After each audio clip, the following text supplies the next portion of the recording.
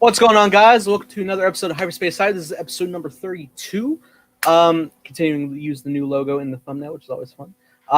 Shredding my old skin for more vibrant colors, apparently, because I actually fit in the shirt now, so that's fun.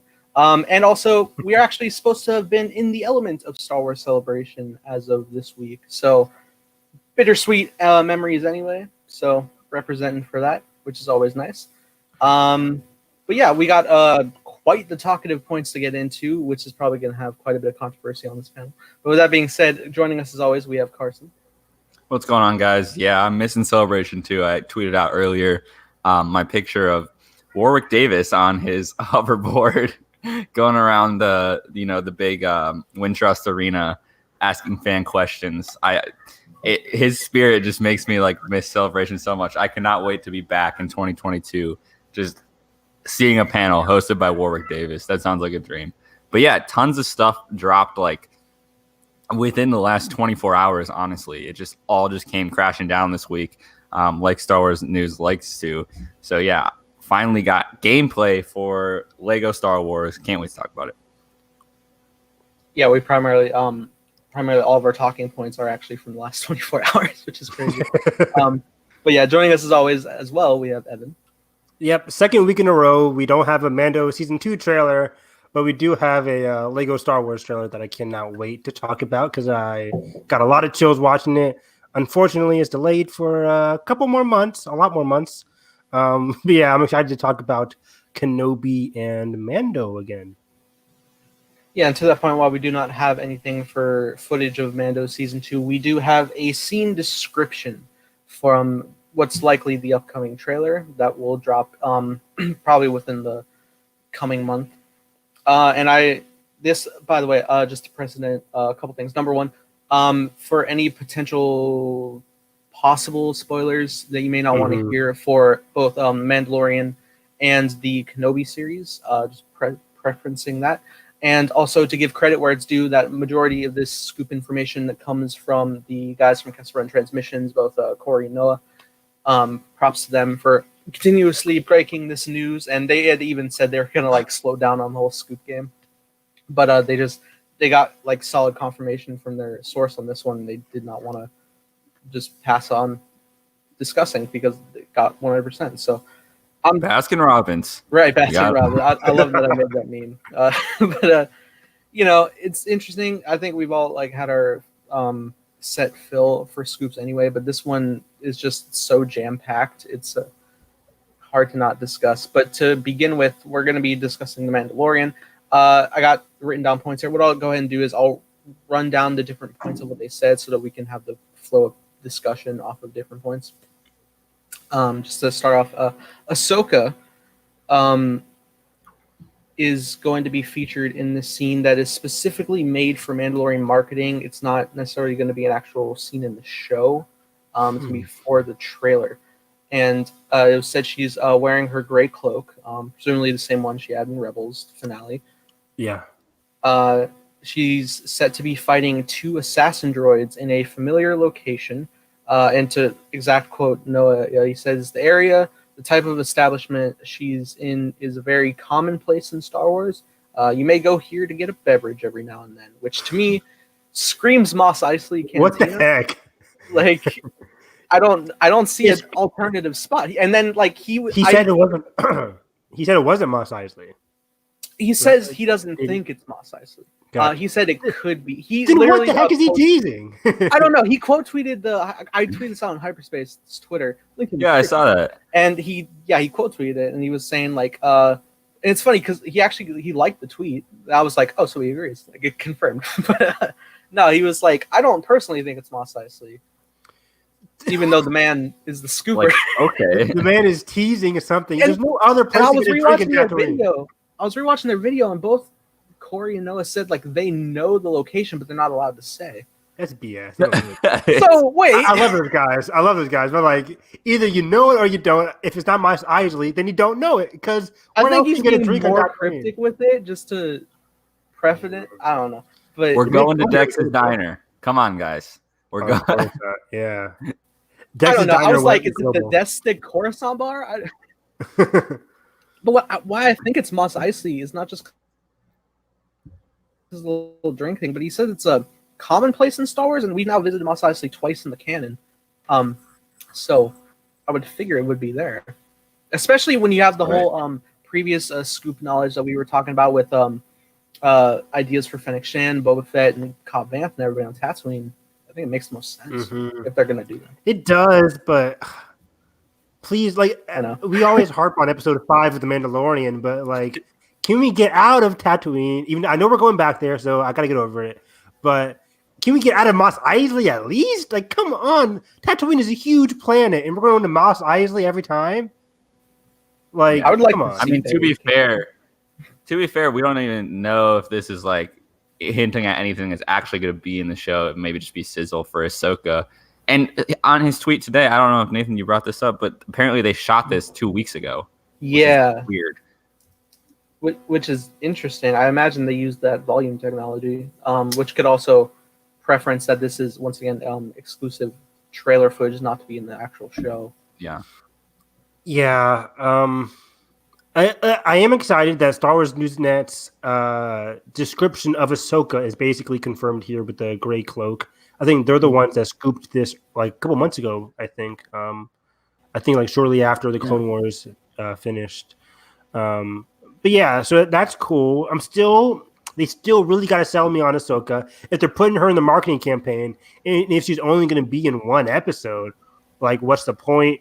Granted, they put a lot of Moff Gideon in season 1. He only shows up for like 2 out of 8 episodes. So I think he only had like 2 shots max in both trailers, and those were all from the finale. So right, it is. They have set a precedent for this.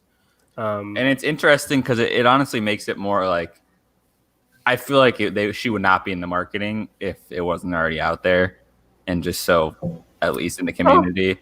I don't know. Like I feel like that's a surprise that I wouldn't like. I wish we weren't talking about Ahsoka right now because I have like so many expectations of like, oh, I have to be sold on Ahsoka now. Versus I feel like the surprise of it showing up, I'd be much more like, oh my god, Ahsoka. Versus like now I've had months to like, mull it over and be like, well, does it really make sense? But I don't know. I'd be interested to see like who they show in this trailer and who they decide to keep under wraps, because I would think they'll show what is under wraps at this point. right. That's what I mean. We still really don't know where this plot is going. That's Very true. Yes. That's what I'm grateful for, and I hope they still keep it vague for the marketing wise, because if we know to some extent that a lot of these characters are showing up for pretty much confirmed, it'll be nice to go into this season at least with the mystery of where things are going with the Mandalorian and Baby Yoda and how it all ties together. Funny enough, I had this argument last week with some guy because I don't know what I was talking about, but I was complaining about Ahsoka again in being in Mando, and he said like the Mando's mission was to go look for the Jedi, so of course Ahsoka's going to be in there. I'm like, that wasn't the Mando's mission, was it? No, there's Trey. What's up? Oh man, yeah, this is our non-official sponsorship for today's episode. Great value. Great value. Walmart brand. Those bad-looking pretzels, I know. Okay. But no, I don't hate Ahsoka. To preface, I love the character. I just think Evan and I have mentioned this multiple times. Is that I feel like the last leg of her journey that needs to be told, is in the Rebels sequel in animation, and I feel like that's the send-off that we need. And now with like her coming into live action and potentially rumored in other shows, it's like I feel like they're unnecessarily filling in gaps that aren't so specific to her. I don't know, it just feels very awkward. I wouldn't be as upset if I didn't already like get the scoop that she's gonna have her own series. Because if I'm like, okay, she's gonna be in Mando, okay, I can kind of live with that, even though we still don't know if this is taking place before or after this Rebels animated sequel. Yeah. So that's still very confusing to me. But then again, like the whole Ahsoka getting her own spinoff, that's when I'm just like, oof, I don't really need. And also, that I just don't want her to. Part of the reason that I think Mando season 1 is really good is, connections aside, familiar faces like in locations aside, it's very much its own thing.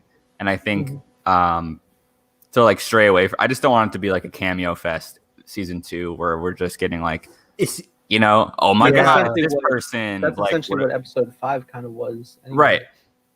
Mhm. And so I hope that just continues its original thing, and we get, we characterize Din Djarin, and that's the priority over, connecting to more canon details and whatnot. Yeah, it seems like to me is like one episode for Ahsoka, another episode with Bo-Katan and Sabine, maybe one episode with Rex, one episode with Boba Fett and Cobb Vanth. But I'm like, okay, we'll see what happens. But I agree with what Trey's saying. I mean, partially, I don't mind scoops as much because, like, granted, they give you thoughts in our head, leads to discussions just like the ones we're having right now. But like we all said, we still don't know the plot. That's basically the whole thick of the show. Like, we don't know a lot of what's going to be the inciting incident of this show yet, of the season. I mean, but yeah, I definitely agree with. I don't want too much Ahsoka. Like, one episode, what it seems like it's going to be happening. One episode with Ahsoka. I didn't even want her to be in any action scenes, but given what Noah just said yesterday, like, it feels like we are going to get a lot of marketing of her doing some action stunts, which I'm like, okay, cool. But I really wanted like a Luke Last Jedi thing with Ahsoka, where she's more of a mythological figure giving advice more so than fighting. I think we will still get that if in fact the Rebel sequel is after in timeline wise. Like, I think she'll be like that sage figure and kind of, kind of like more how we envision her from the epilogue of the Rebels. Her standing there looking very Stoic, So I don't know. I'm excited I just want to see this trailer. It feels like it's turning into one of those things. It's turning into the Dune trailer for me. Honestly, I'm like, I'm just like, I'll believe it when I see it because it's changing, keeps all over the place. Yeah, I'm not a fan of this amount of scoops because there's just been so many. Once again, Baskin Robbins, but there's a lot of character scoops. That's the specific thing. Is like, it'd be one thing if they were just like, there's going to be like a lot of characters to come in, and then like we could just be open to speculate, maybe know a couple. But the fact that we know like feels like 7, like Bo-Katan, Cobb Vanth, Boba Fett, Ahsoka, Tamora Morrison, playing multiple people, or, that's 6 right off the bat. Yeah, not including the characters we already know from season 1. It's tough, and I'm also not like the biggest fan of scene descriptions either, but especially in my line of video making. But it's interesting because it's supposed to be like a specific set, only really online marketing thing anyway. So it's strange. Yeah. So Nathan, in this description, are they saying like Ahsoka beating up the droid assassins? Is that going to be in the trailer or just like a marketing blip? Like, you know what I mean? Or... Yeah, I'm not entirely sure. It's definitely set for Mandalorian. I think they said I know they said they're uncertain if she's even using lightsabers in the shots. I would be totally fine if she doesn't use a lightsaber at all in the show. It's probably not going to happen, but right. I'd be totally fine with it. Doesn't she have a staff in the end of Rebels? She does. She got a big staff with a circle at the top. With the circle at the top. So, yeah. What is that? I wonder is that lightsaber resistant? That'd be pretty cool. It's like the Indiana Jones sunlight spot. Can you imagine? She just pulls out a whip and just starts like whipping assassin droids. That'd be awesome. I mean, granted, it doesn't have to be lightsaber resistant because there's no Jedi besides Luke. I got lost in my explanation. Evan, what was it you were asking specifically? Like, is the shot that they're talking about going to be within the trailer, or is just like, hey, Ahsoka's in the show, boom, that's like a little. Yeah, I think they were saying it's set to be specifically for the Mando season 2 trailer, like the money shot type deal. Got it. Okay. Yeah, let me put up Noah's tweet that he said, like the summary that he made of their video. The money shot. I love it. What did he say? Ahsoka shouldn't be the money shot of a Mando season 2 trailer, but that's just my. You're right. It should be. Did he delete this tweet? I saw it. It should be like a. I don't know if you even have a specific money shot with Mando because like everything. Baby Yoda's a money shot. Come on. I mean, no, I know there is, but like, here it is. What's the specific like unveiling for Mando specific? So, in the words of his tweet today, he goes, "They shot a scene with Ahsoka 2 weeks ago that is specifically for advertising. Most likely will show up in the first Mando season 2 trailer. In the scene, she's fighting off 2 bounty hunters / assassin droids in a near a bar / cantina." Yeah. Okay. So what Nathan said. So okay. Yeah. A cantina. A cantina, I know, right? So it's probably just a random cantina or just like Mos Espa, whatever. There's another one. It's just off. It's like off-brand. It's like, oh, we're gonna get copyrighted if we use Mos Eisley. It's just like then they're really gonna kill us this time. So yeah, going off with Ahsoka. Do you guys also agree with like? There's a couple people saying I think with the Ahsoka episode, Rex has to be in it. Are you guys one of those people? Because I still don't think so. I never even like considered the idea of Rex even being with Ahsoka until me too. The other day when I think yesterday Josh was saying like he thinks he's the one that's piloting, which I never even considered the whole pilot idea. I could imagine Ahsoka can fly on her own, but yeah, I don't know. I know they set up the seed of like Rex's fighting in the Battle of Endor. They've addressed that in both Rebels and Galaxy of Adventures. They physically showed whether that's canon or not, but yeah, it's weird. It makes me think that they would be in separate places. Not saying that Mandalorian stuff could pull them together, which I think it could. I just don't know. Mm-hmm. Like Evan's saying, we like don't know what that inciting incident would be. That's my biggest question mark with Ahsoka is like, what is it going to be? The kind of more random of like the actual plot of the Mandalorian crossing her, or is it going to be like when she does show up, is she going to be really motivated towards whatever the second season plot is? Or, you know, is she going to be motivated towards, Baby Yoda needs to go with Ahsoka now? Or is it going to be... My early theory is that I don't know how many people know that Mando's mission is to find Baby Yoda's homeworld, but like a lot of Mandalorians, I shouldn't say a lot, but a couple of Mandalorians that we know, like Sabine and Bo-Katan, they know of Ahsoka. So maybe they're like, hey, before you go on this journey, let me give you the phone number of a person I know. It's in the area. I think the ties we're discussing is all really circumstantial to the time and journey that we don't even know yet. Like Ahsoka and Rex coming back together could happen because they have an entire original trilogy to live through. Same with Sabine and Bo-Katan. They both wielded the Darksaber, and now it's in the hands of Moff Gideon. How did that happen? No, that could be a money shot with the Darksaber. That could be a money shot. Him like we saw Batman beating up that goon. We could see Moff Gideon beating up some whatever Mandalorians or Republic troopers or whatever. That was my original theory too. Is I remember we talked about this of like possibly Sabine asking Ahsoka for help. Like, because we kind of speculated that Sabine would be far more directly motivated by all the Darksaber stuff than Ahsoka initially.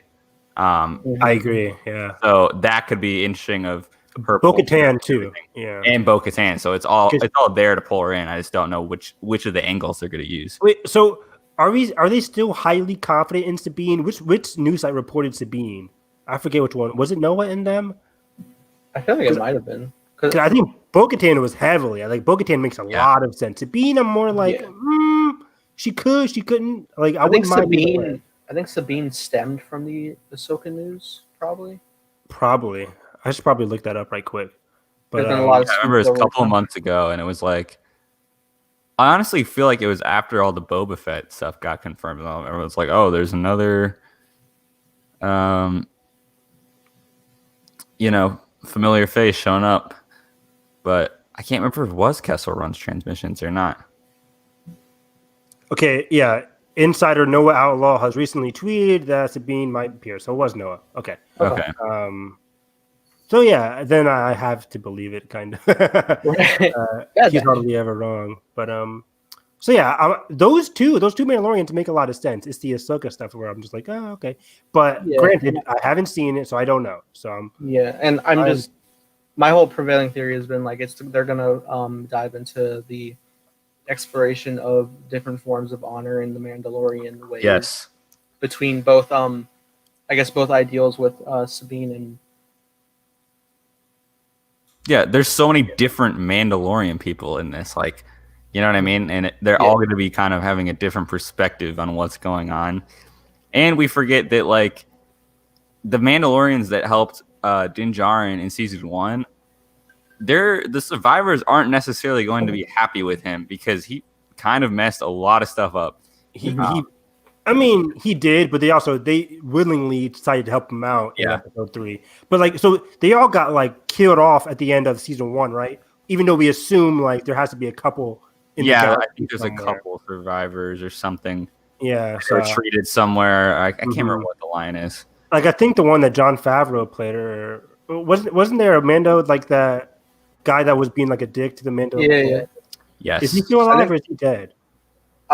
I don't know. But I don't think we ever saw explicitly if he was dead or not. Yeah, I don't think they specified any of them exactly. It was just he had empty armor, really. Mm-hmm. So yeah, I think there could be a couple Mandalorians in the galaxy somewhere, and I think a lot of the big emotional dilemma for Mando is when he gets to Ahsoka, is he going to be like, "Hey, you take care of Baby Yoda for me," or is he going to be so emotionally connected to him at this point that he doesn't want him to go with Ahsoka? That'd be an interesting little short 1-episode dynamic to see. Do we think? Here's something to throw out. Do we think Baby Yoda, at least temporarily, gets taken this season? Yes. By Moff. Yeah, I think it has to, right? Empire Strikes Back. By the end of the season, he's getting taken. Like, I think we start the cliffhanger. Yeah, I think cliffhanger. He's gone, taken. And Baby Yoda has vanished. Somebody's dying too. Yeah, there's a call now. Baby Yoda's vanished. And then season 3, somehow Baby Yoda has returned. No, the dead speak. But I think somebody major's dying in season 2. I don't know. Carl Weathers, you're on my top of my hit list, so sorry, buddy. Yeah, I could see him. I don't think Carr. I think Carr is sticking it out to the end of the show at least. Yeah. Who else on the main crew? I'm trying to think. Just IG. That's kind of it, right? He's already gone. So IG-11 dead. He did die. Yeah, he detonated. Quill's gone. It's not many people left. It's just down to 3. So maybe we'll get some new people kind of on the team. I know there's some kind of smaller casting that went kind of under the radar. I remember there was like some newcomers that they were casting. I don't know. Cobb Vanth is joining the team. I'm excited for Cobb Vanth more so than the concept of Boba Fett, which is kind of weird to say. But and that's a great one too because we know Timothy Oliphant is filling the role. He's fantastic. Yeah, that's big casting. Like he's a great actor. He's a goat. I gotta watch Justified, but I love him. Yeah, I've seen Once Upon a Time in Hollywood. I'm good. You got all you need. I got all the Western. No. Nice. Real quick before we end, do you guys think Mando is gonna have a big time skip, short time skip, or are they gonna Last Jedi us, where it's like, boom, here we are? I think maybe a few weeks. Yeah. I see. I would think that, but I say this every episode. Part of me wants Moff Gideon marching right back into town and taking them. I feel like that would be like they I would could have been a captured for a month, and he just now knows. His feet. You can see his feet, and he walks down that center little main street in town. Mm-hmm. You see the Darksaber ignite down towards the side of his feet, and then he's just walking into town. And everyone's looking at him. And then he drops the Darksaber, cuts off his feet. I mean, I don't know. Do you guys think Ahsoka is in the bar that got shot up in the finale of Mando? Man, that bar should be closed. But it should. I don't think she's having a drink for real. I think Noah was hinting. But yeah, I'm kidding. It would make sense. Because why else are there bounty hunters scouting around? I mean, it's a galaxy. But yeah, I don't know. And we still don't know. What I'm excited to figure out this season is, all the stuff they hinted in the early episodes of like, why is obviously we know Baby Yoda's worth, but like, what is their actual intentions? We still don't know. Yeah, are they going to follow up on the cloning? The Camino patch, like there's so much in like, maybe they see it as such a function to, build out the Empire's, lost power. Maybe it's something that they're trying to fill in. And who knows, it could even be so specific to that one cell of the Empire. Like we just don't know the scope of everything yet. I think season 2 is going to elaborate much on that power and like, you know, if one TIE fighter was so threatening in season 1, like imagine season 2 is going to expand on like how much hold, you know, that Empire actually has in this area of the galaxy at least. That reminded me, like I said, I think it was last week or a couple weeks ago, I was like, watch Moff Gideon have a Star Destroyer. That would be massive. Yeah, no, we were like, give us like a half broken Star Destroyer, like it's just like smoking like the Knights of Ren. Very battle damage with no battle damage. No shipping. Graffiti spray paint like on something. Like I would love that. The logo. It'd be so good. I was imagining if they made a Lego set of that and it's just an incomplete set. Oh, and then lastly, didn't Noah say like the costume or the look of Ahsoka looks pretty good? Yeah, the people that have actually seen the footage are very impressed with her on-screen debut, which is cool. I mean, I expect no less from the people at Lucasfilm. They're very good with costuming and makeup and all that stuff. It's gonna take some getting used to. For sure. I mean, I think it's been like when I think about it, just thinking about just the head detail of Ahsoka, I primarily think to the Twi'leks in episode 6 of Mando, and that also kind of got a little getting used to because it's been a while since we've actually seen a Twi'lek on screen. Yeah, in live action, right? Yeah, and you're in a whole new era of creating this stuff. It's like the same thing. It's like if they made a Jabba puppet today, it's not going to look exactly like Return of the Jedi. I mean, even though they used like the exact same Empire Strikes Back mold for Yoda, he didn't look exactly similar in Last Jedi. So the whole translation stuff is going to be interesting because, and also again, the fact that it's probably not going to be Ashley Eckstein filling the role. So there's a lot of factors for sure. Yeah, it's going to take some getting used to. Granted, it's only one episode, so hopefully. Is that confirmed? No, it's not, but I'm hoping. Evan's like one episode, yeah.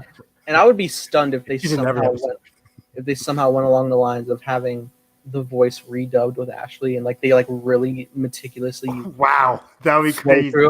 It would be great. That's a big commitment. Poor Rosario Dawson. I know, especially like, I don't think they would pull that off if they went the course of the full Ahsoka series, but hopefully they don't. So I think the best way is Rosario is her own interpretation. You know, let her. It's going to get used to, but it's much better to have someone do their own take on the character because also it's past the time that we've seen of the character, so it can be articulated a little differently. It's the whole situation with Alden and Harrison. Yeah. Let's dig into some Clone Wars. Yes. Okay, sorry. Kenobi. So this was an interesting one. I got a few points here, and I feel like all the points play off each other. So once again, I'm gonna read them all through, and then we'll run through it. Okay, so in regards to Kenobi, there's going to be I'm taking like pretty much exact quotes they had. A heavy emphasis on Clone Wars flashbacks for the limited series. Kenobi, 100%, no question. Hayden Christensen is in it. And he will be wearing his Clone Wars era armor, which is very exciting. The plot detail specifically specifies that the primary plot is the hunt for Obi-Wan Kenobi. Vader is in Kenobi 100% as well. And Vader is interested in where Obi-Wan is, which isn't dissimilar to what we heard from his line to the Emperor in Star Wars Rebels. And the fact that he may be alive. Commander Cody will also be in the series with leading the 212th, and it's uncertain if his scenes are specifically going to be Clone Wars era, post Clone Wars era, or both. It's not exactly specified. They're not sure yet, but that pretty much covers the basic stuff for Kenobi. So there's a lot there. My number one concern is, are they going to give Hayden the Anakin wig from Revenge of the Sith? Like, was that his real hair in Revenge of the Sith? I think he grew it out. Yeah, because he's like in all like the conventions and stuff. He has like his shorter hair, short buzzed. Yeah, but everything I've seen from the behind the scenes stuff on Sith, like he was always with the long hair pretty much, except for like maybe after they had already finished filming and stuff. After they burned him. Yeah, like it was a little bit like cut down more, but also it was still like pretty like curly-esque. So he had some growth there. Cool. After 7-year-old me was traumatized in the theater. No. Yeah.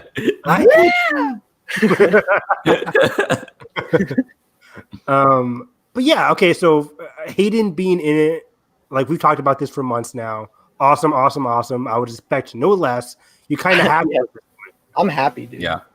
I love it. The main thing for me, it's kind of weird and kind of a big exclamation point is that there's certainty from Vader, and like that's like hunting him down. Like to me, I always thought this show would brush up on the uncertainty of like those force backs and like the trauma like affecting both of them, and kind of like them not directly being like, oh, I'm gonna go hunt Obi-Wan now because I saw this flashback, but like just kind of that shared trauma through the force, and like the Empire, maybe it being an Empire threat to Obi-Wan, but not like, oh, I'm gonna, the other thing was like, isn't Vader gonna like send people? I can't remember if someone said Vader's gonna like send people, but not go himself. Or I was theorizing that in chat. Oh, okay. Well, it's just so fascinating. I guess we can't really make a judgment call on like what the dynamic is going to be, and it very much could be more through like those force backs and kind of stuff that they kind of recognize what's going on. But like, I personally don't want this show to be like, Vader hunting Obi-Wan directly. I don't know. How do you guys feel about that? Yeah. Nathan, can you repeat exactly what they said about Vader again? Yeah. Well, the fact that Vader is 100% going to be in the series. Vader's 100%. And Vader is interested in where Obi-Wan is. Okay. See, because like a lot of people in the chat yesterday and people in the comments under Noah's video were like, okay, it's cool. We can have this cool Vader and Obi-Wan dynamic. But if we're having this emotional, like, force, vision, flashback dynamic between them, where it's like they're haunting each other's minds, you don't really need Vader in there. I love Vader, but we're not going to be able to read any emotion off of the guy if they're going off of each other. You know what I mean? So it's like, yeah. I say that, like, granted, like you can see a lot from like Kylo Ren in The Force Awakens without his helmet on, off. I mean, but still, I can't visually see like what's the point of having Vader in it if he's not going to be fighting anybody. We're just going to be seeing him like look down like solemnly, like in sadness. Like it just wipes to like inside his mind. Just like I'm visualizing like Vader at the end of Empire Strikes Back, where you can tell he's kind of upset, sad that Luke left him and escaped. Like you can't really see, of course, his face, but you can kind of see via his movements. Like, okay, Vader is really upset right now. Yeah, at most, I would have assumed Vader's role in this series to be the same as Rogue One minus the hallway scene. Okay. Just kind of like he's in the inner workings of the Empire. Obviously, it's his early years primarily, I guess, as Vader. But yeah, I don't see him like. I never imagine him like going out and about to like wreck shop and like lead armies. I always expect because and that's another thing with this is I don't want Kenobi to be Kenobi / Anakin. Like that's not what it's pitched as. It's I agree. Yeah. Even though I think you can have a great scene or two in terms of just working through the flashbacks and air connectivity, and Vader can have a memory, stuff like that. But that would be awesome. Yeah. Like even Vader, said, yeah. I talked about before of like, Kenobi being triggered by certain things of like, my idea of like sending Kenobi to something that would pull Kenobi off planet. If we like somehow got it to Kenobi is like in the wake of Vader's wreckage in certain areas, or the Empire's wreckage, and that's kind of like off-world. He's not. I don't know now because it's like, is he gonna stay on Tatooine the whole time if it's explicitly known or trying to figure out where he is? I don't know. Because I feel like he's much more vulnerable if he leaves the planet, and then that would add to the stakes of like, oh, we have a lead on Kenobi now. I agree. And that's very interesting because none of those bullet points that Nathan just read from Noah and Corey from Castle Run Transmissions, none of it really specified Obi-Wan leaving Tatooine. Like all of those plot details can still exist with Kenobi still being on Tatooine. So that's very intriguing to me because I've always thought like, okay, I want him to stay on Tatooine. There's a lot of stuff that could happen on Tatooine. That could warrant 6 episodes. You don't have to have him leave. But the notion of Vader, because they said the premise was like Vader. What was it, Nathan? Like Vader can't get Obi-Wan out of his mind, or Vader. Vader is interested in where Obi-Wan is. Vader's interested in where Obi-Wan is. It's not dissimilar to his. They even brought up too. It's the same mentality that he has in Rebels after he senses Ahsoka is out there. Then I think that fuels his thought. Like, what if Obi-Wan also survived? But that's the thing, though. If you compare this to Rebels, what was the conclusion of that? They fought and they met. Like, so are you going to have them? Like, what's going to be? But that was a definitive. Like, Vader did know that Ahsoka. True, very true. Yeah, and even when he pitched that to Palpatine was only like perhaps if he lives. Yeah, true. But like, what's going to be the thing that gets Vader from continuing the search for Obi-Wan? Like, what's going to end this hunt for Obi-Wan without them coming into blows? Is my thing. Or do they have to come to blows in this show? Maybe he can, because I know we've talked about interconnectivity potentially with Bail Organa, maybe making an appearance on Kenobi. Maybe through their existing connection, some battalion from Vader could pick up a lead. That way, and Vader just like, y'all handle it. Like, what's gonna happen? No, I don't know. Maybe you just be like, I guess it's circumstantial. Maybe Vader is already doing a different thing. Maybe he's like, he doesn't have too much to go off of, but he's just like, I will check it out and then I'll act if I need to. I'm trying to resurrect Padme right now. I don't know. I would love it if I like that the climax of this takes place through the Force, and we get like a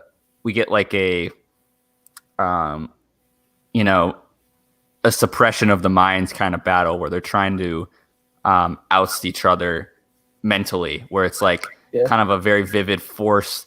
It doesn't have to be fight. It could just be like intermingled with like Clone Wars flashbacks and them just very pushing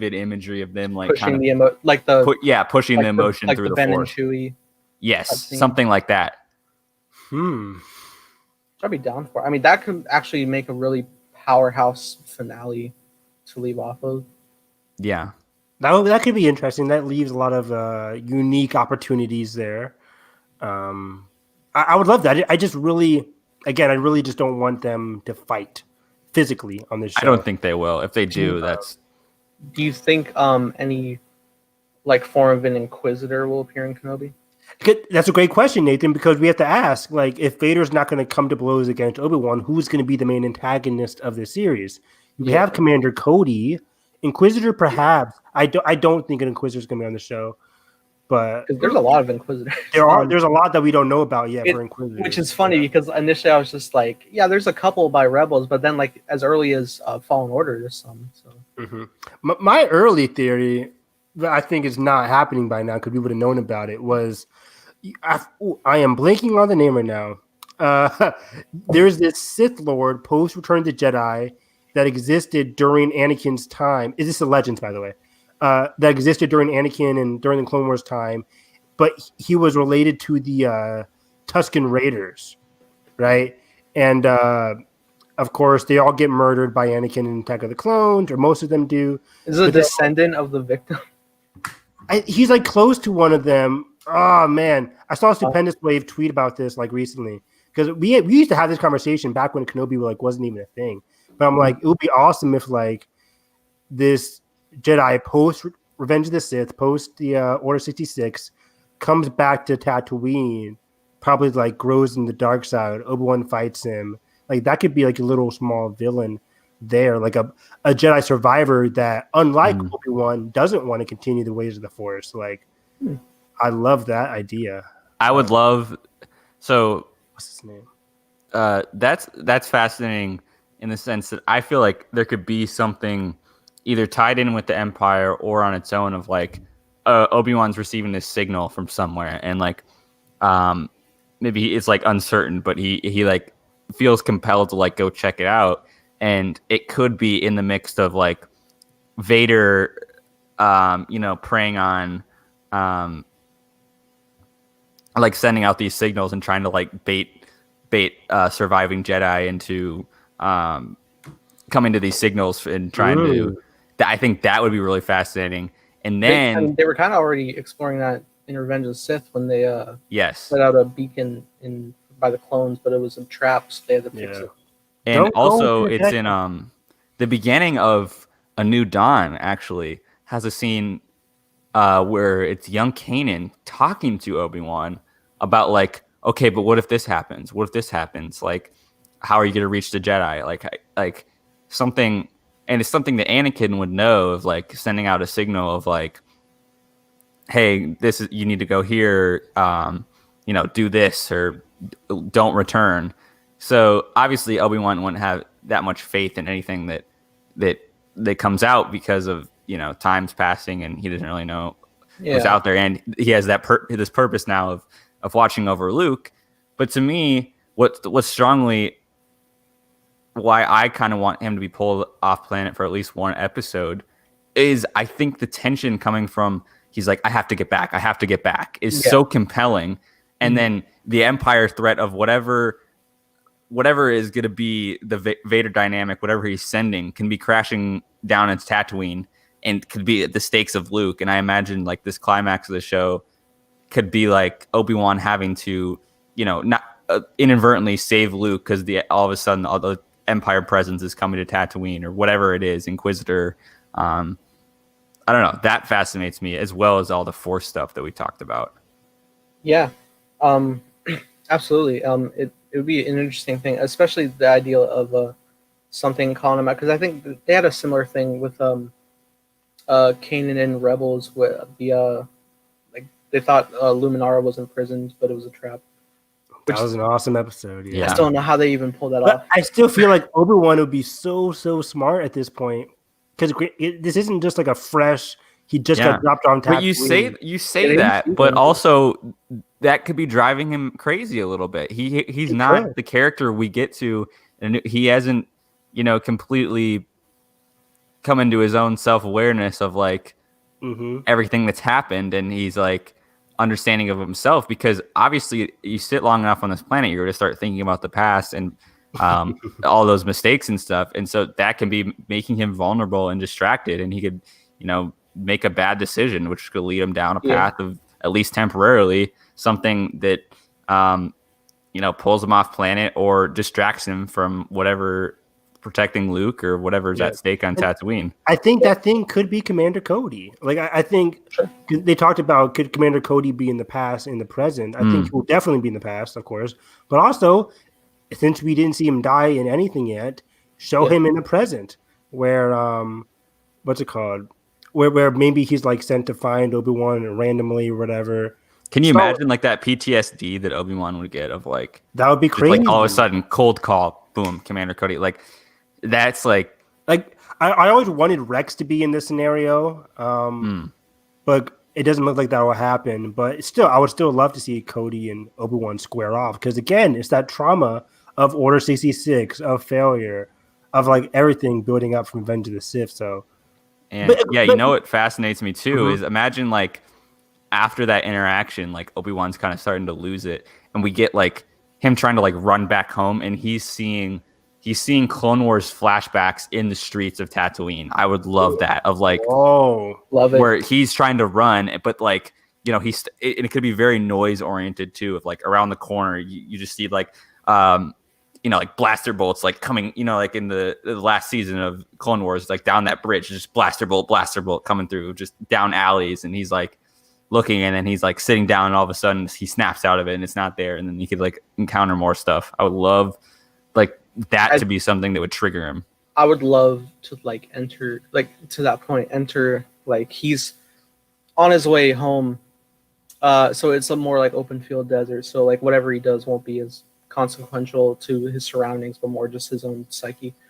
just like running through, and then you just see like the small like bits start to appear, like a battle droid passes by, and it's like what's going on. He's like all turned around, and then out of like nowhere, Anakin's there talking to him, like throwing out commands of war. Like they're just like running around, big explosion. Can you imagine in the full scene? Yeah. And this is the opportunity that we've talked about this in the past too, that this is where he could accidentally use the Force and someone would see that.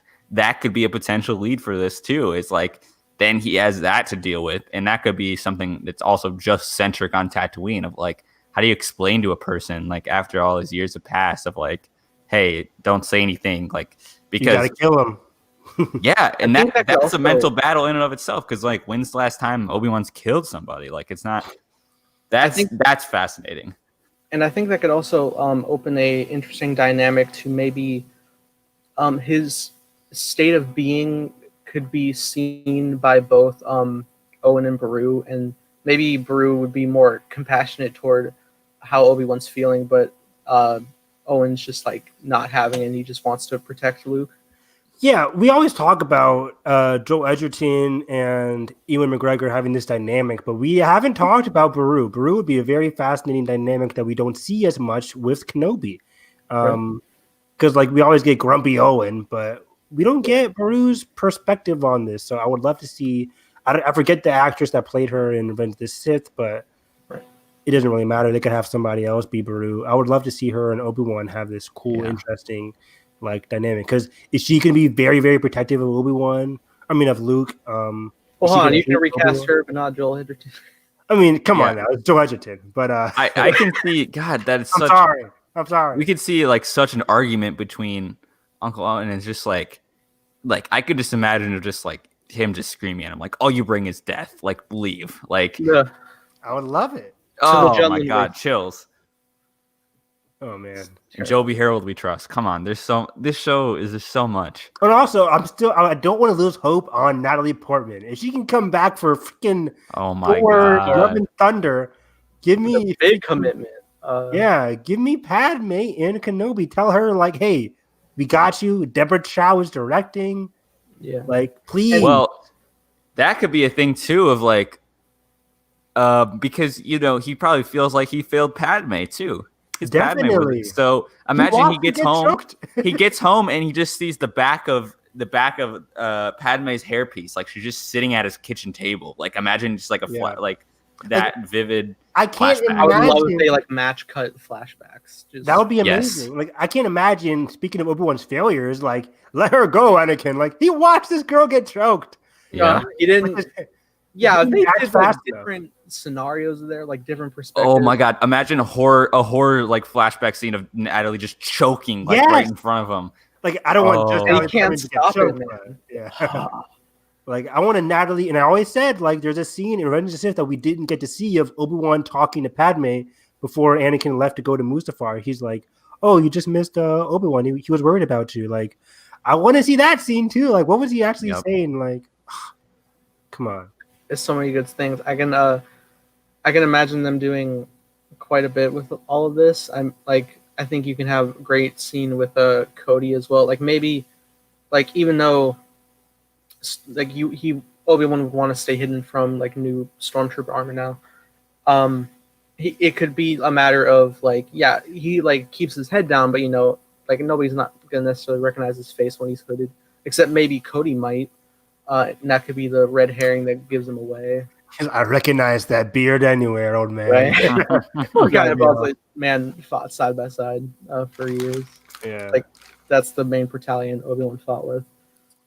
It would be interesting. I think it would be really cool to see new dynamics of. We often talk about Anakin is follow the dark side and stuff, but also just the whole idea alone with Order 66.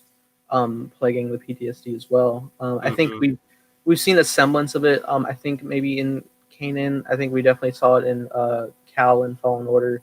We've seen a lot of post Order 66, so I'm really hoping this one somehow is able to get unique with it, because it's happened a lot in Star Wars. We get it, but we don't really get it from Obi-Wan's perspective. So. To that point, though, thinking back to Fallen Order, when just like the slightest, not even complete certainty that that's what it was, that Cal uses the Force just because his friend felt slower, but a pro droid caught it. They did dispatch multiple Inquisitors to that location. So the 2nd and 7th, I think, whatever. yeah. So in regards to Kenobi, this could be tipped off to.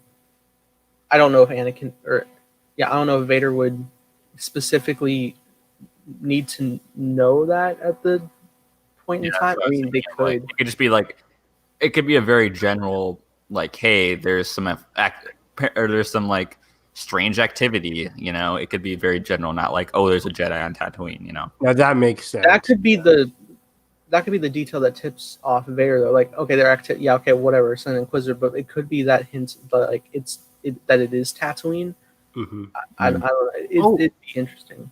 By the way, like, if Commander Cody comes to that like signal, he won't be in the yellow and white, right? So can we see this guy in like Death Trooper armor? That'd be really weird, but I don't know. I mean, maybe he could be in a new recolored scheme Stormtrooper armor. I don't know. I don't know the exact layouts because you see like stuff like a Shock Trooper is like dressed in red still, which is the old Shock Trooper look from the Republic era that followed Palpatine.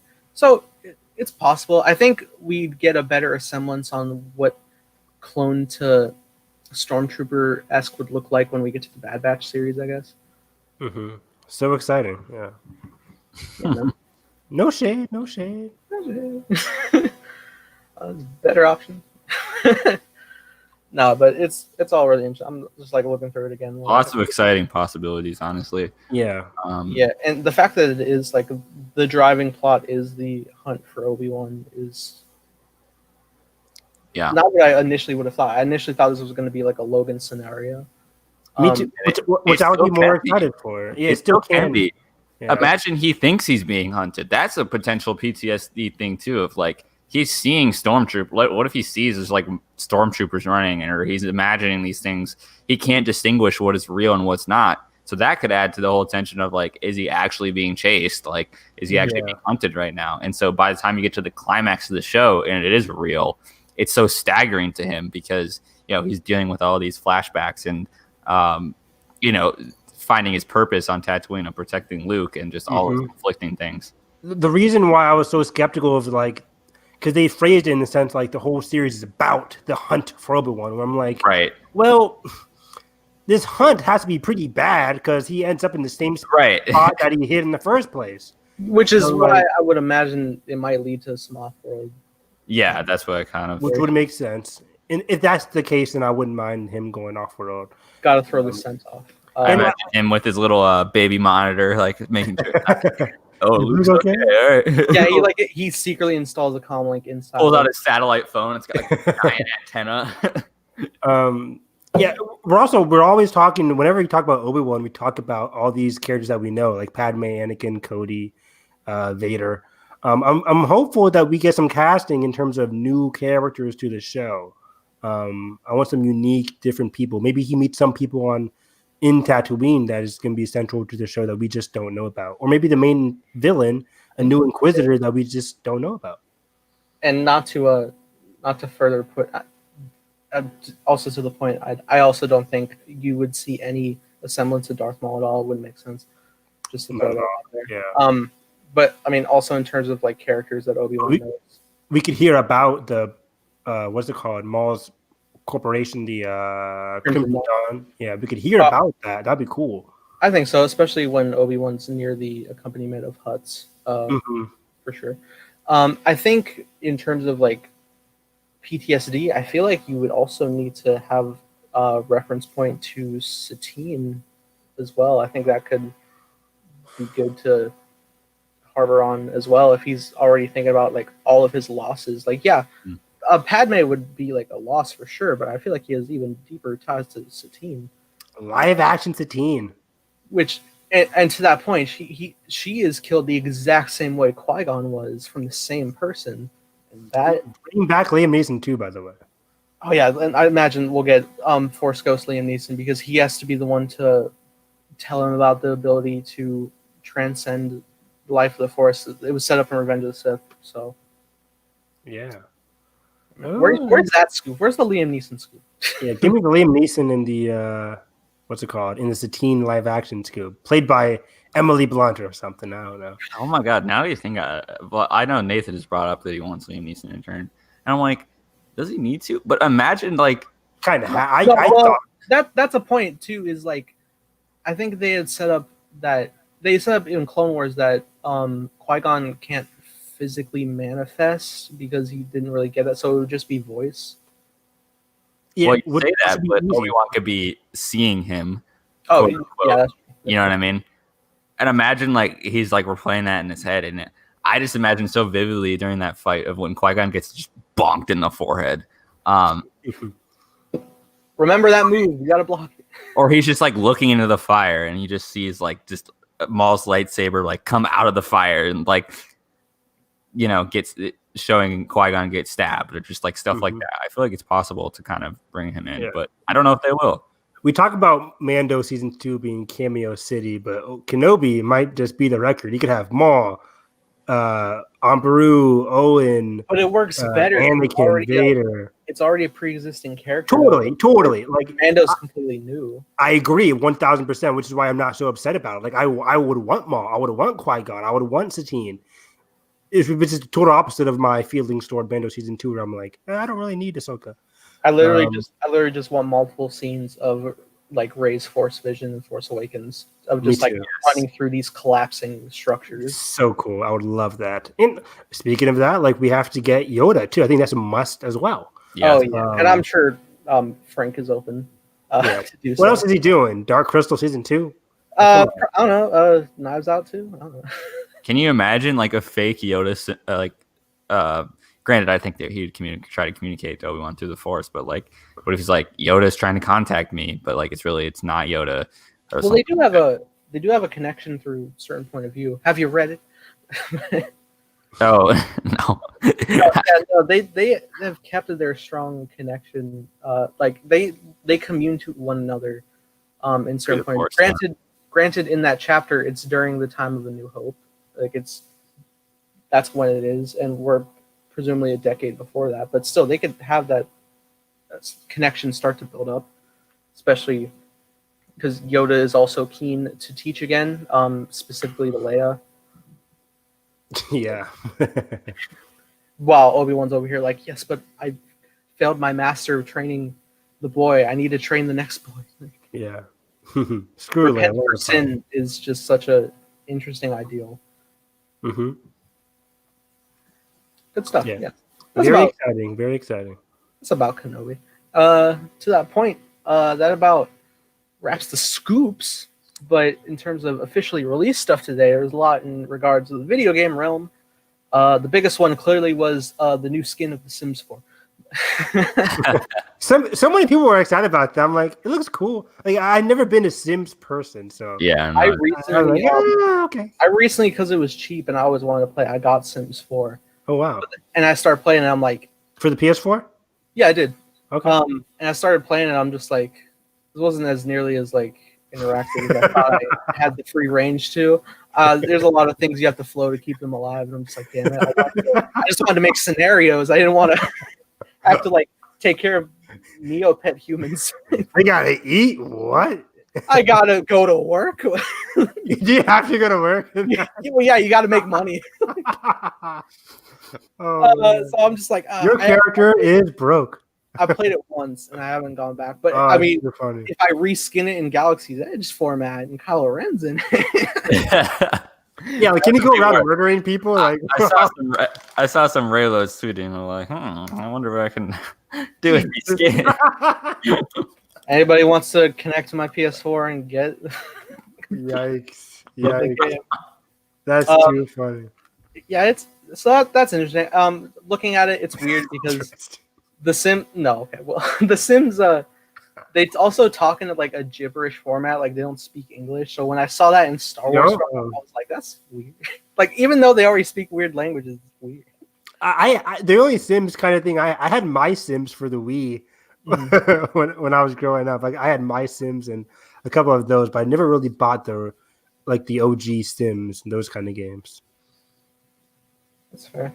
Otherwise, Squadrons also debuted a new. I think it was like a over 3-minute Was it 3 minutes? Wow. I think it was. That was 3 minutes.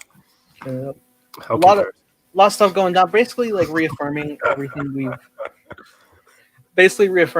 we'd already known. But they got to showcase more stuff. I think they showcased an actual line spoken from Ray Sloan, which is cool. Yeah, very cool. It's like saying like Hera. Yeah, physically talking Hera, which was still Vanessa Marshall, which was great.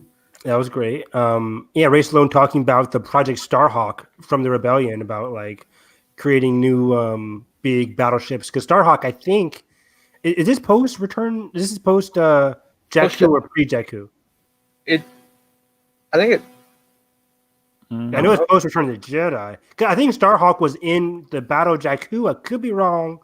Somebody could probably type it in the comments, like Evan, you're wrong. And it was also announced today that they're gonna have Del from the Battlefront 2 campaign. In Squadrons? I think in Squadron, unless it's for the Sims.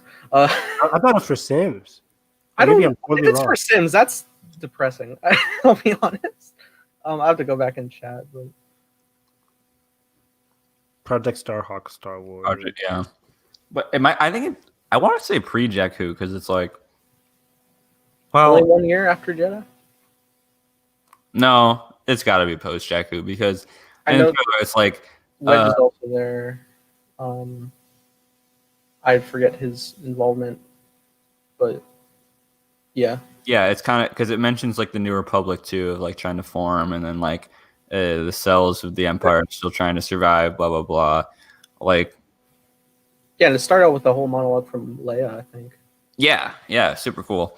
But yeah, and then we kind of see some of the more of the like flying gameplay, which I think I'm actually like a lot less weary about playing now. I am too. Yeah, it seemed like a little overbearing to me at first, just because like being in the cockpit and like your field of view is like so like different, like, you know what I mean? Even though it's like, but so is theirs. Yeah, right. So you're like, we're both impaired. So we're both moving slow. Okay, so Squadrons is pre-Jakku, just like that. Okay, so it makes sense because like Stallone wants to destroy the dockyards of the Republic where they're building the Starhawk, which we know fails because the Starhawks are in the Battle of Jakku. There we go. There you go. That makes sense. Why am I even playing? No. Yeah, I mean, it was funny because I think Star Wars Explained, Alice was explaining how a lot of the stuff we kind of know the ending of. Like a lot of the missions, we know the Empire kind of has to fail because we see some of these ships in locations in like the Battle of Jakku or whatever and around that timeline. But there's still a lot of stuff we don't know in terms of like what goes on during those battles, like what's going to go on. Like I know the campaign's going to be super short, but I'm excited to it. Exactly. At least we could see some stuff. Like, hopefully I don't finish it in one night, but what we've seen, especially from this trailer today, it looks very interesting. Yeah, and in terms of this game, just based on like the type of combat it is, since it's solely Starfighter, I think I am happy that it's only at a $40 price range to $60. That's what I was just gonna bring up. Is I don't know if that was confirmed way back when it was gonna be $40. Yeah, I was just browsing PlayStation Store the other. I think it was. Yeah, I think it was already. It's still set. You can pre-order now for $40. Yeah, which is nice. Yeah, I'll say it again. I'm excited. This is like this very much feels like the perfect like holiday winter break game for me, where I'm just gonna, where I have some extra time off my break from school or whatever, and I'm just gonna pick this up and, have some fun with it and not play with us, the Hyperspace Hype Squad. Yeah, we're gonna thrive the best. Maybe we should do it. We should do a stream. Don't quote us on that, but that would be fun to do. I would love it. I would do that. Playing. If I can get my streaming fixed, yeah. Yeah, give someone the login. I don't know. Someone with better Wi-Fi than I. Oh, we can figure it out. We'll figure it out. Yeah. Or I mean, for nothing else, you could have. I'm pretty sure if I just record via the PlayStation, if we all have mics on, I could use your guys' audio when I just press record. I don't know. Yeah, we don't need to surface it that much as long as we'll see. But either way, so are you guys getting this day one? Is this a day one buy for you guys? If I have money. True. Like I was always thinking, like, since there's so many games that I kind of want over Squadrons in the fall, I might just put this on hold till like December. So what else? There's a lot of games coming. Cyberpunk's coming out, right? And Cyberpunk's coming. I want to get Miles Crash Morales. Bandicoot 4. Crash Miles. What's it called? The Kenna Bridge of Spirits looks really cool. It's a PS5 exclusive.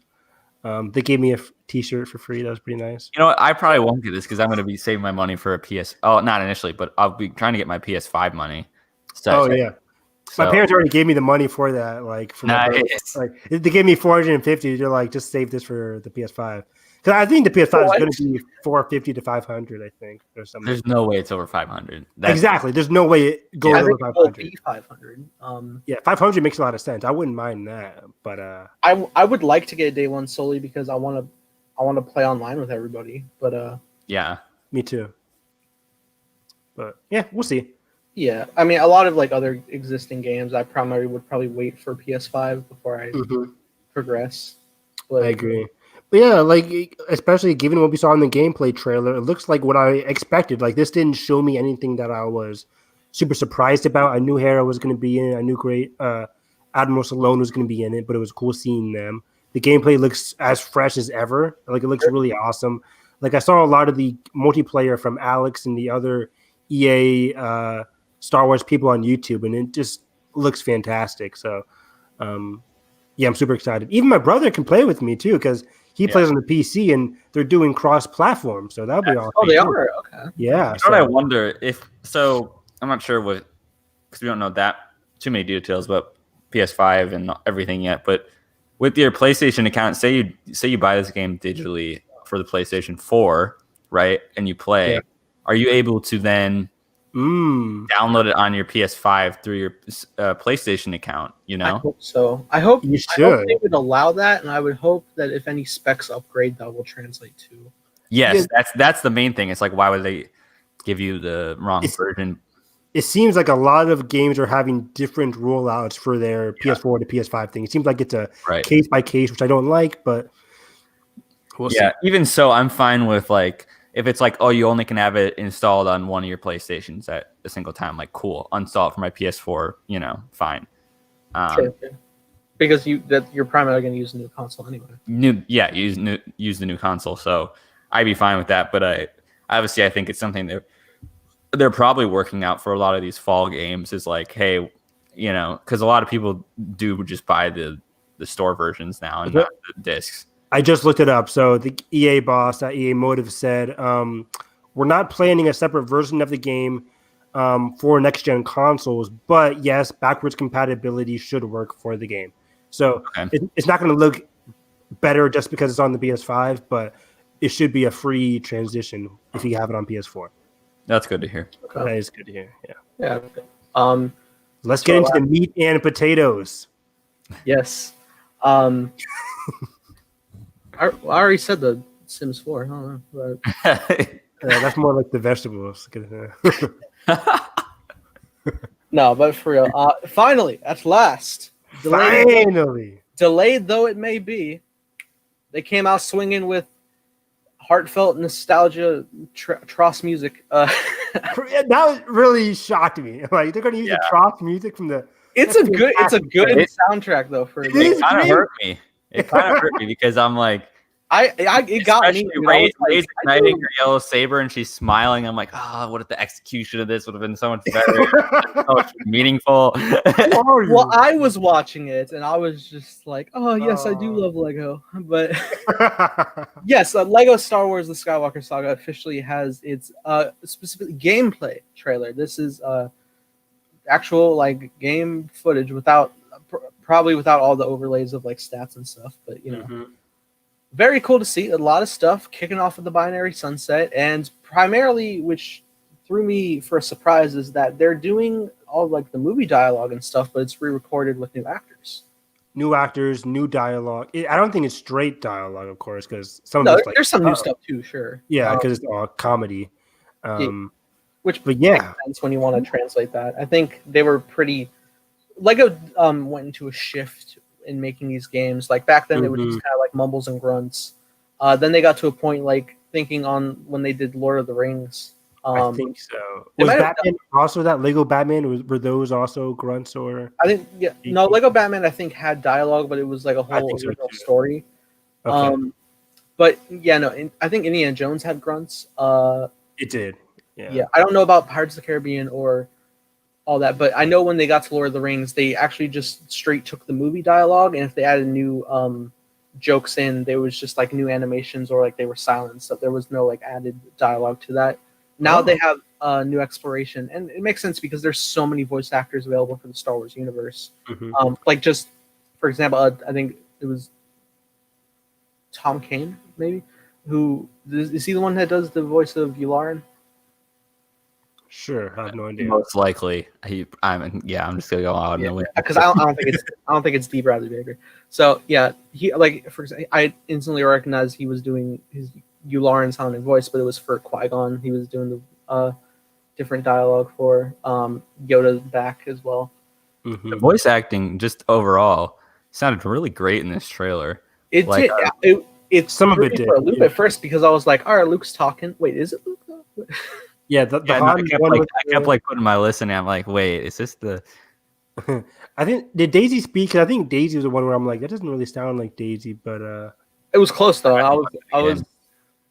Yeah, it's definitely different. Like, I wasn't expecting Daisy, but it also didn't sound like Rey a little bit. But I've only seen the trailer like 2 times. I haven't rewatched it that much, but that's fair.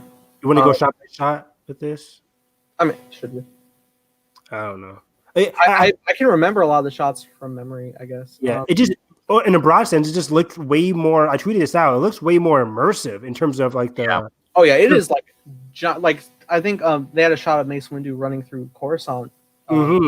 Yeah, open, dude. So open. One thing that really blew me away was the trench run, because I think back to the OG Lego Star Wars, the original trilogy, and that's one of the first Lego games I played. Probably the first Lego game I played.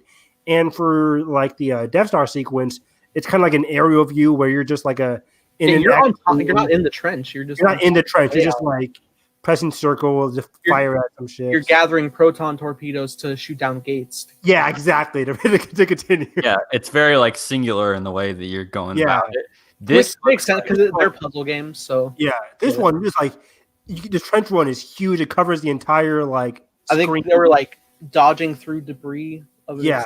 I'm like, holy crap! It looks like I'm actually flying through the trench run. It's a lot more Lego bricks in this one. And even the throne room looked incredibly like wide, big, massive.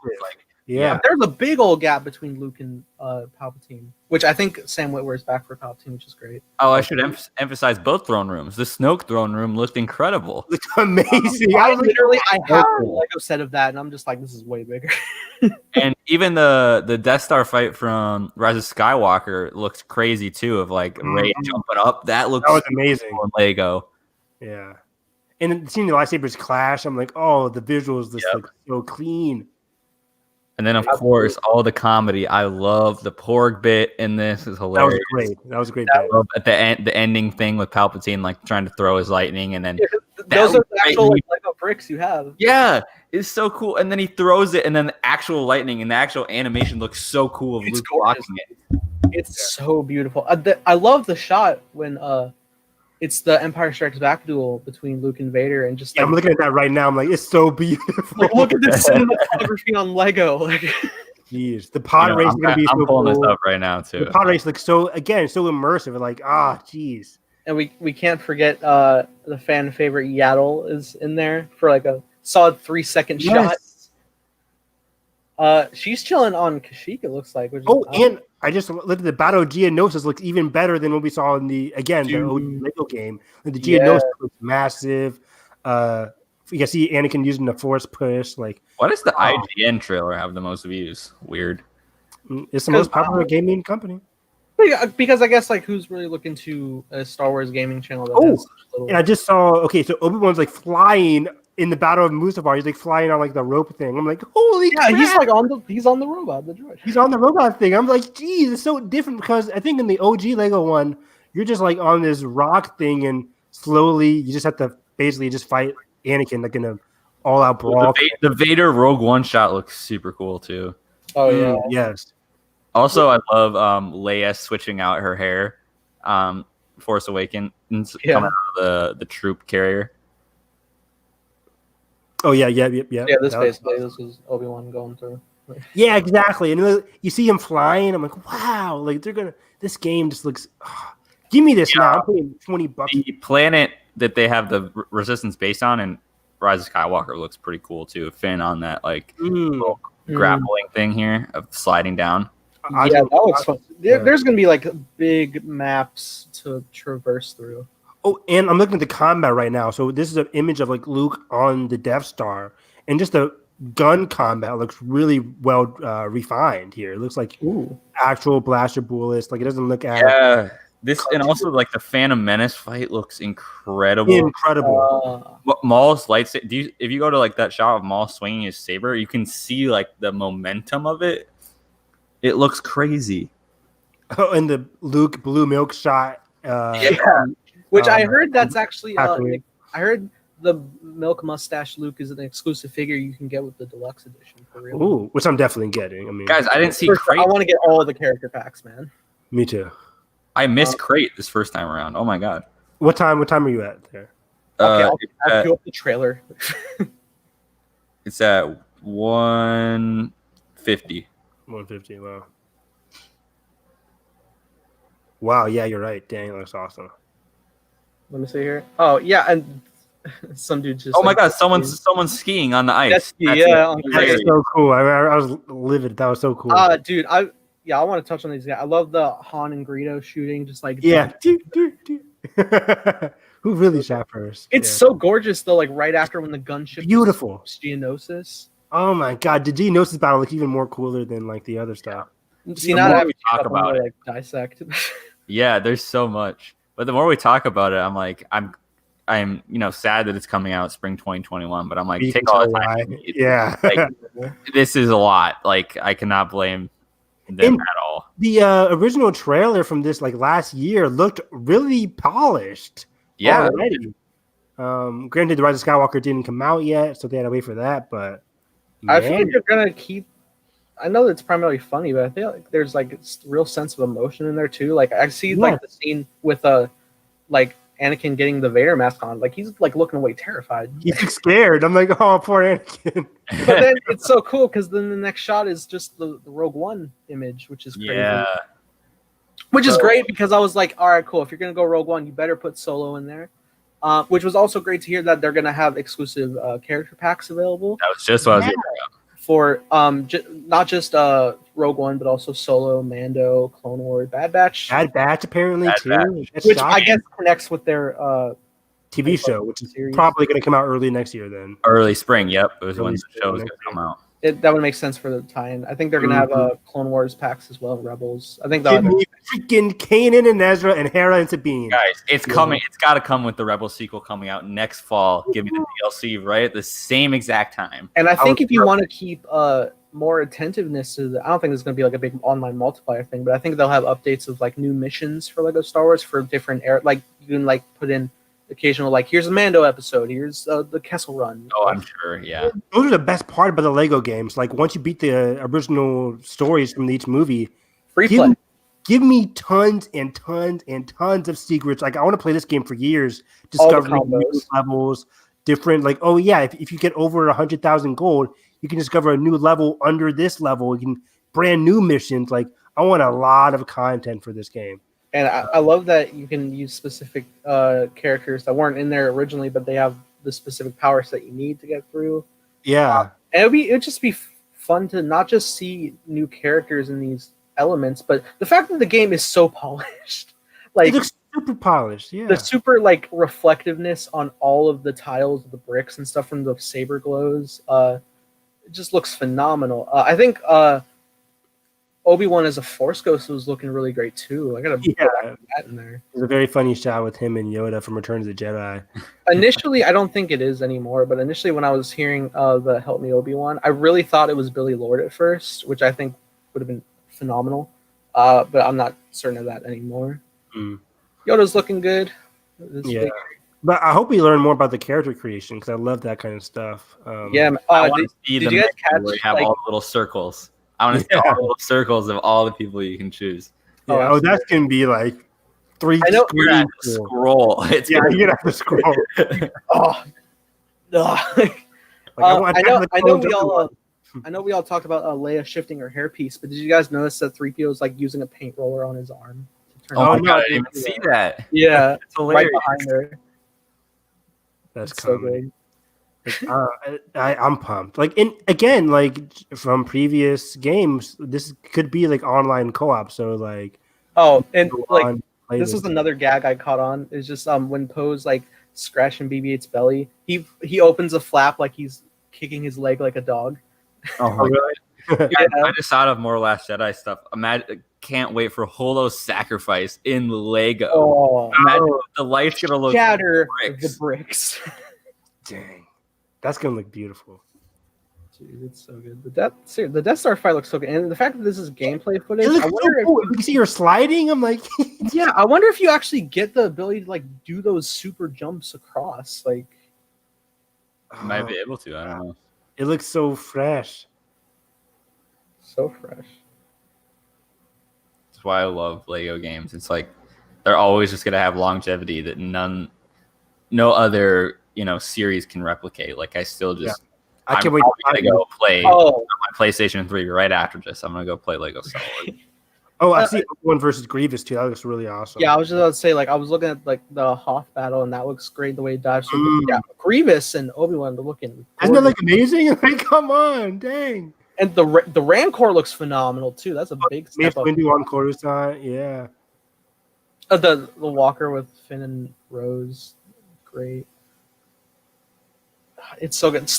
The Star Killer base assault is gonna be so fun. It's gonna be sick. I can't wait. It's so immersive. It looks so massive. Oh yeah, I forgot about the punch and Chewie punches 3PO. Not him. So, jeez. So we got early 2021. What are we thinking? April at the latest. Yeah, at the latest. I think April's a good prime spot for this game. I'll say March 15th, 2021. Okay. How specific? What? Watch 15th like a Sunday. I'm going to say April 12th. Let me see here. March 12th for me. I'll say. Okay. Games come out on Tuesdays, actually, right? Or Tuesdays or Fridays? I forget. I think Fridays and Blu-rays come out on Tuesdays. Okay. So yeah, March. They used to. I don't know anymore. But I forget. I don't buy games day one a lot. Oh, there's a great with the limited edition cover. There's a sleeve over it that like when you remove it, it like has Vader's mask. Oh, really? Yeah, and then you can just slide it back on. Go on the Star Wars official account, Evan. They tweeted out. It's the Xbox cover, but they blocked me, so I really can't. Oh, could you imagine? That'd be too funny. But yeah, it's gonna be so fun. I can't wait to play it. It is really cool. Okay. That about covers the show though. Unless you all wanted to dive into the great Kelly Marie Tran's casting. But we can talk about that real quick. Like I'd be down. And Daisy doing video games too. That's kind of a cool thing. Absolutely. Oh yeah. Kelly Marie Tran got cast in Raya the Last Dragon. Yeah. I think it's Disney Princess. Raya the Last Dragon. Yeah. Raya the Last Dragon. Which is crazy to me because I woke up and I heard the news. I'm like, I thought this movie already finished. It was. I thought it finished casted. Like, did they just so crazy? And apparently, the news that no one's talking about is Carlos Lopez Estrada is on to co-direct now. He's the blind spotting director. He got hired as co-director like late in the game. So I don't know what's going on. Yeah, that's surprising. Because some friends in our chat, they were saying they went to D23. They're like, they had already casted and had voice work done because they saw. Yeah. So I don't know what. I have no idea what happened. Like maybe they couldn't. The person who originally played Raya or Raya, whatever, she couldn't finish the filming, so they just redid it all over with Kelly Marie Tran, which works. Yeah. It's great representation for a Southeast Asian actress to lead a Disney film in general. Amazing. Or without. So, and I don't know the Raya story, but everyone is like in high praise that like Kelly is a Disney princess. So that's incredible. Yeah. I mean, I've been super hyped for this movie ever since I heard just the D23 reaction. Yep. Like, I didn't see anything besides like the cover of her surrounded by the forest. And we got another image today, which looks visually cool. Again, it's just like a concept art and looks just a visual from the movie. But just the premise alone, I love those Asian influences. It's very unique for Disney. I like that. Speaking of March 12th, 2021 is the release date for this movie. Maybe that was like low key in the back of my mind. Subconscious in the back of your mind. Yeah, March 12th seems like a good day for Star Wars and Kelly and everybody. Oh, that's too funny. Crap. Now March 19th then. Okay. A week apart. I don't want them cannibalizing each other. Oh yeah, those two mediums. Good job. Exactly right. Yeah. But yeah, I'm super happy for Kelly. She's been doing great work on like the Facebook show. I don't know if they're still doing that with Elizabeth. She got that Hulu show coming and something. Yeah, the Monster Anthology show. I had last week's poll result real quick to. Oh yeah, let's talk about that. What was our poll last week? Which to that point, just to stay on brand, if we wanted to, we could say our favorite Anakin and Obi-Wan moment. That's hard. It is. It's primarily from Sith, but it's hard. Off the bat, Anakin and Obi-Wan. I love that. It's gonna have to be something from Clone Wars because they have a lot of Clone Wars. I love the moment they had. It's in a deleted scene from like the giant kyber crystal thing, but just with Anakin like pouring out his disdain that Ahsoka left. It's so good. I don't know if it's canon, but yeah. I assume it was. God, I'm trying to think. I need to look at like episode titles because then I can kind of remember what. Yeah. There was a good. I love Anakin. It's not really an Anakin and Obi-Wan scene, but Anakin's reaction when Obi-Wan gets like fake killed. Anakin is angry, dude. He's angry. I love him so much. Like he's really pissed. He's so angry. And then later when he finds out that he was lied to, that stuff's insane. A lot of good stuff, man. They have a lot of good individual arcs as well. But yeah, I think honestly, of course, I'll just cite one of my favorite moments from season 7 was the when they're pinned down on that bridge and Anakin comes and just starts moving forward using his plot convenience to dodge. Right, yeah, and Obi-Wan is just like he just wants to yell at him. He's just like, "What?" But he's so tired, man. He's so tired and used to Anakin at this point, and it's also a very tragic moment because what's coming, and this is like one of their last main fight scenes together of like fighting for the same side, and it hurts.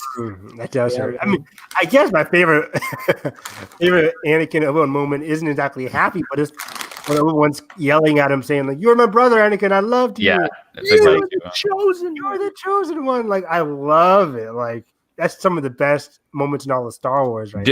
Do you think we'll see that in flashback form somehow in Kenobi? Like that has to be in the trailer, like we see, like in the distance, or not in the distance, that's but like gotta be voiceover. Echo of the voiceover, like "I loved you, you're my brother," and then you just see Obi-Wan in Tatooine. I just need like Tatooine or wherever he is to just like start melting with lava. Imagine he's like inside somewhere and just like the walls start melting with Mustafar lava. Honestly, I would love that. Dude, if they wanted to match the Force Awakens shot of Rey grabbing the same saber and that triggers the vision. Oh my god, yeah, that's totally. I love that parallel. It's in the same chest that Obi-Wan keeps it in. That was canon. What if that's like a teaser poster for the Kenobi show, like or Obi-Wan standing up with Anakin's saber in his hand, looking down? Oh, yeah. Oh yes, and then we see like I don't know, a shadow or something. Give me that signature Vader shadow. Oh, dude. Yeah, there it is. Like call our phones right now, Lucasfilm. We are hireable. We are free. Give us the money. Sponsor us, please. So good. Yeah. I love it's all very Clone Wars style banter in the opening of Sith between them, which is great. Yes, I love when he's just like trying to hit the droids off the ship. It's so funny. Yeah, he was like, just go on ahead. Just leave me behind. I can't do that. because I don't think I have a favorite moment from episode 1 or 2, because especially episode 2 is just so like they're yelling at each other the entire movie. I love the elevator scene in the opening of Attack of the Clones. Oh, that is a good one. I do like that. That is good. I love when they're another happy landing, and just I'm not brave enough for politics. I love the whole Coruscant chase scene in general. It's like, when Anakin just like, I love their battle. I love when he's trying to scrape the buzz droids off, and he's like, "Stop! I'm gonna die." In Attack of the Clones, where he like Obi-Wan gets his lightsaber, like you forgot this, or I can't remember what he says, but hey, he picks it up. It's so cool. When Anakin just dips out and he's just like, "Oh, what? Where'd he go?" Yeah. There's a great moment in the Revenge of the Sith novelization. The bot on Twitter tweets it out a lot. It's just when Obi-Wan like drops his saber and Anakin's just like, "Obi-Wan, you dropped this. This weapon's your life." He's like, "Well, hold on now." And Palpatine just kind of scoffs, laughing. Yeah, don't use that against me. Listen, but yeah, it's if I were to pin like a favorite scene, I love when they say goodbye for the last time before Obi-Wan takes off to Utapau. It's just like, May the Force, you're strong and wise. I'm very proud of you. That is a great one. It's a great one for sure. But yeah, I probably chalk it up to Mustafar. You could technically do Vader Obi-Wan stuff, but no, I am the master. Yeah, calling him Darth like a first name. Love it. But yeah, just to preface with that, we'll probably get a semblance of thought on our top 4 from probably mostly Clone Wars, and then we'll put it up on the poll. All the social media for Hyperspace and stuff and our crew is linked in the description. Just to let you guys know as well, this poll isn't closed yet. It still has about 21 hours left on it because we were originally going to film tomorrow. So if you want to shift the tide now, if you made it an hour and a half in. So what was our last poll again? Our last poll was Han and Chewie moments. Han and Chewie moments, okay. Yeah, this poll, or no, I'm sorry, this one that we're answering tonight is personal favorite opening night Star Wars. Oh, yes.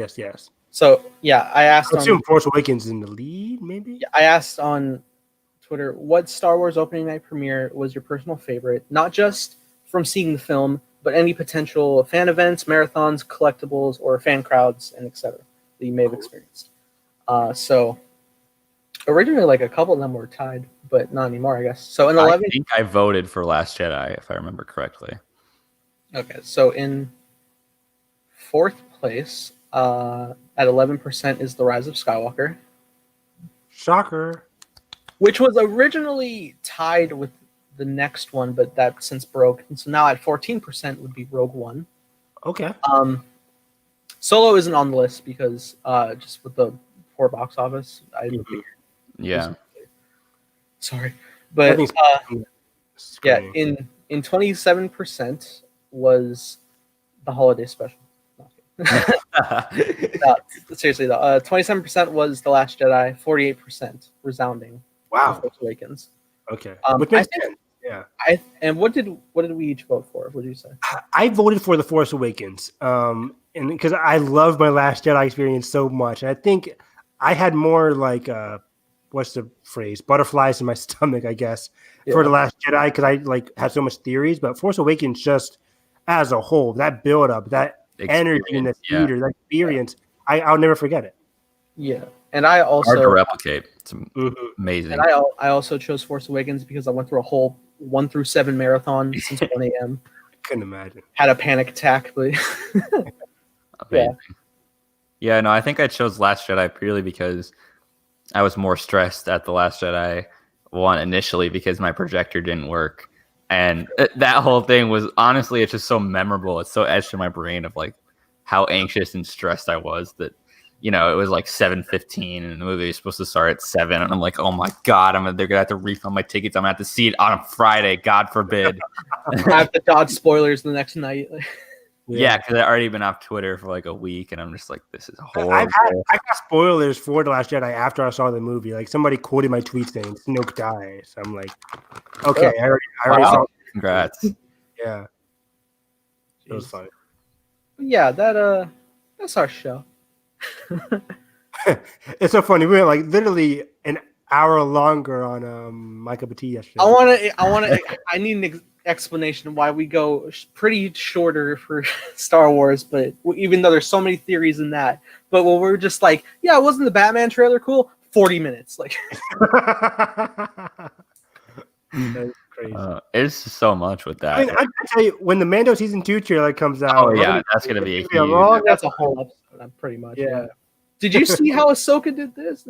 Yeah, the color of her eyes and the robes, The cloak. The voice. Who is it? What's up with that? Right? Cobb Vanth. Corn on the cob. Corn on the vamp. Corn on the. You guys are getting tired. This is crazy. I gotta leave before I get the. I'm gonna tweet that right now. Yeah. So that was. Please don't. We're gonna go. With that being said, it was a fun time for sure. It was great to be here in vibrancy of coloring. I'll go back to my goth nature next week, I assure you. But yeah, it was a fun time. That being said, Carson, where can the good people find you? You guys can find me tweeting on the film Carson about Oh, God. what did I say? Corn on the vamp. Why do you think that's so funny?